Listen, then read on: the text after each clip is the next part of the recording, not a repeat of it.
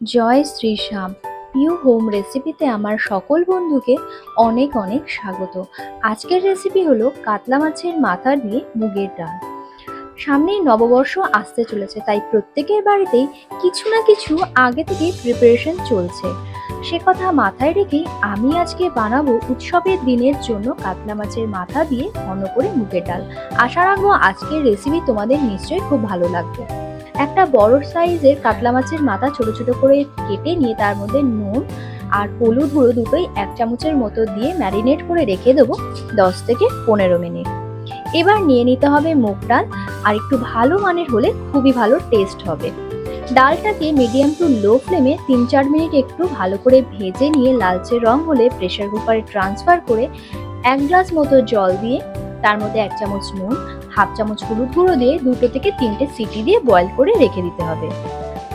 কড়াইতে বেশ অনেকটা তেল দিয়ে মাছের মাথাগুলোকে হাই ফ্লেমে একটু লালচে করে ভেজে নিয়ে তুলে সাইড করে রেখে দিচ্ছি।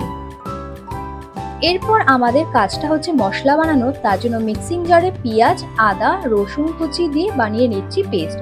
আর একটা বোলের মধ্যে হলুদ, কাশ্মীরি লঙ্কা গুঁড়ো, ধনে, জিরে, নুন আর সামান্য চিনি আর অল্প জল দিয়ে গুলে একটা ঘন থকথকে পেস্ট বানিয়ে রেখে দিচ্ছি, এতে কাজটা সহজ হবে। ওই একই তেলের মধ্যে শুকনো লঙ্কা, জিরে, তেজপাতা আর গোটা গরম মশলা ফোড়নে দিয়ে সুন্দর গন্ধ বেরোলে তার মধ্যে বেটে রাখা মশলাটা আগে থেকে মিডিয়াম টু লো ফ্লেমে দিয়ে একটু নেড়ে চেড়ে নিয়ে তৈরি করে রাখা জলে গুলে রাখা মশলাটা দিয়ে ভালো করে কষিয়ে তার মধ্যে মাছের মাথাগুলো দিয়ে গ্যাসের ফ্লেমটাকে হাই করে দিয়ে খুব ভালো করে মাছের মাথার সাথে মশলা কষিয়ে নিতে হবে।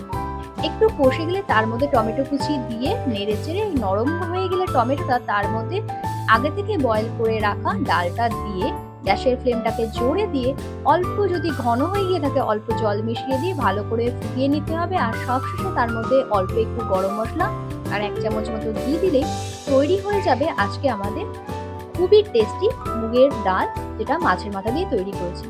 ভালো লাগলে লাইক, শেয়ার, সাবস্ক্রাইব করো, ছোট্ট একটা কমেন্ট করে জানিও কেমন লাগলো, আর অবশ্যই কিন্তু বাড়িতে ট্রাই করো। আজকের জন্য এখানেই শেষ করলাম, নেক্সট এপিসোডে আবার দেখা হবে।